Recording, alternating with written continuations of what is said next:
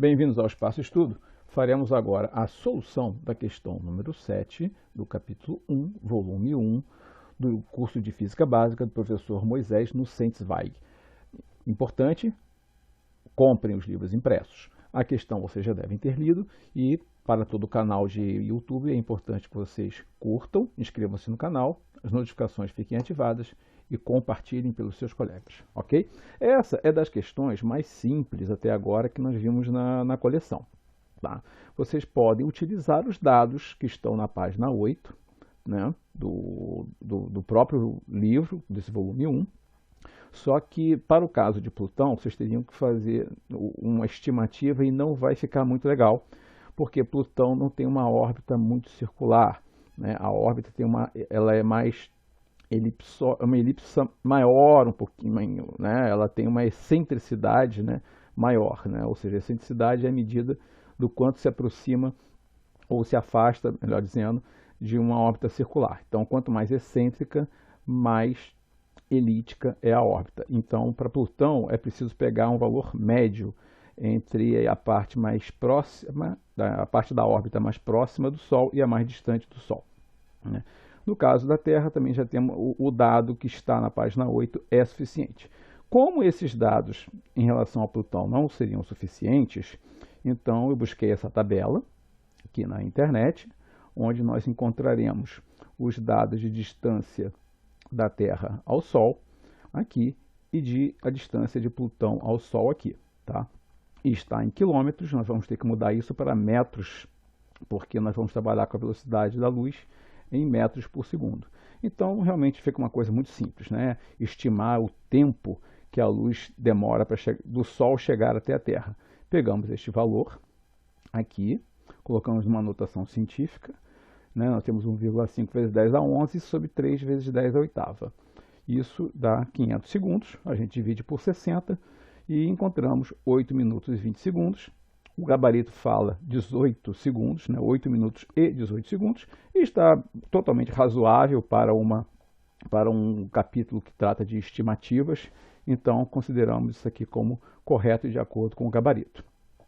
Em relação a Plutão, né, se vocês podem pegar os dados de periélio e afélio, né, que são os pontos mais próximos, mais distantes da órbita, ou simplesmente já vir até aqui e buscar o dado já pronto de distância média do Sol, tá? Utilizando esse dado de distância média, né, nós encontramos o cálculo feito da mesma maneira, né, divisão da distância pela velocidade da luz, encontramos este valor em segundos, dividindo por 60, né, encontramos, né, exatamente o valor do gabarito, tá? 328 minutos de distância. Colocamos aqui uma foto filtrada do Sol, uma foto, né, com um pouquinho de tratamento artístico, com certeza, de Plutão, né?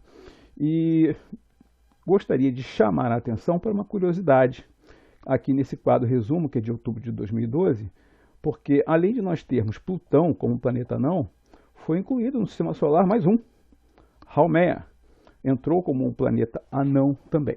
No caso, eu busquei a informação, vocês podem dar uma lida aqui, né, ou pesquisar um pouquinho mais sobre o que quem é esse planeta anão Haumea, e vou aproveitar para fazer uma pequena explicação do que é isso, um planeta anão, né? Por que Plutão deixou de ser planeta e virou um planeta anão, tá? Para fazer isso, terei que apagar aqui um espacinho para podermos desenhar algumas coisinhas, rapidamente, para vocês terem uma primeira noção, mas é claro que eu recomendo que vocês pesquisem na internet um pouquinho mais de dados sobre isso, ok? Então vamos lá. A primeira informação importante sobre o que é um planeta anão é a respeito de como é que uma estrutura sob a ação da gravidade se comporta, tá? Você sempre tem a massa e você tem a base onde sustenta, tá? A massa é uma função do volume, ou seja, é uma função cúbica. E a área que sustenta o peso é uma função quadrática. Então, o que acontece com essas funções, né? Uma função cúbica, ela cresce mais rapidamente do que uma função quadrática.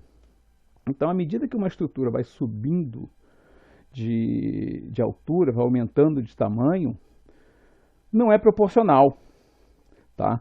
Quando vai ficando cada vez maior, a massa, né, ou o peso, se quiserem, cresce dessa forma e a resistência da base cresce menos.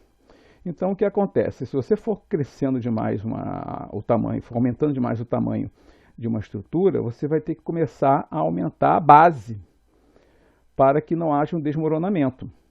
Tá? E numa escala planetária, o que acontece? Se vocês forem olhar os grandes corpos celestes, eles têm um formato quase que perfeitamente esférico. Por quê? Porque eles são de um tamanho tal que não há nenhuma estrutura que nós possamos enxergar em comparação ao tamanho do planeta que se sustente. Né? Embora ele seja sólido, a forma como nós vemos esse planeta se posicionando é como se fosse de hidrostática. Né? Não há como se sustentar, por exemplo, sobre o planeta Terra, uma estrutura que tem a altura do raio da Terra. Ela iria desmoronar, iria se dispersar pela superfície e nós voltaríamos a ter uma forma esférica. E essa é uma das razões, dos critérios para definir o que é um planeta anão. Né? Um planeta propriamente dito, ele tem uma forma quase perfeitamente esférica. E um planeta anão, existem outros detalhes que vocês podem pesquisar, mas ele não é grande o suficiente para ter uma forma esférica. Ele pode ter uma forma um pouco alterada, um pouco oblonga, etc. Tá? E outro detalhe, com relação à órbita, tá, desses corpos celestes. Aqui nós temos o Sol. Né? Qualquer corpo celeste de grandes dimensões, à medida que ele vai percorrendo a sua órbita, pela sua gravidade, qualquer resto, qualquer meteorito, qualquer material perdido flutuando no espaço, acaba sendo atraído por esse corpo celeste, por esse planeta.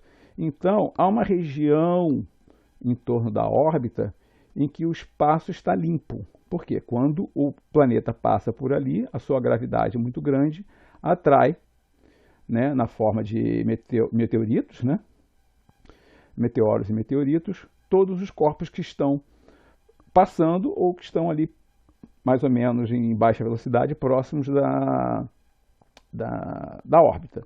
E uma das características, a segunda característica importante do planeta anão é que ele não consegue fazer essa limpeza ao longo da sua órbita. Tá? Então, observe que Haumea, ele claramente não tem uma forma esférica, até porque ele tem uma rotação muito rápida, então ele acaba se achatando, né, porque ele se distribui ao longo, a matéria dele se distribui ao longo do eixo, afastando-se do eixo de rotação. Tá? Pois bem, neste momento eu gostaria de fazer um agradecimento ao engenheiro Rodolfo Alves de Oliveira, que tem acompanhado os nossos vídeos e de forma crítica, sempre construtiva, e de vez em quando nos dá algumas sugestões muito úteis para que melhoremos. Ok? Muito obrigado a todos.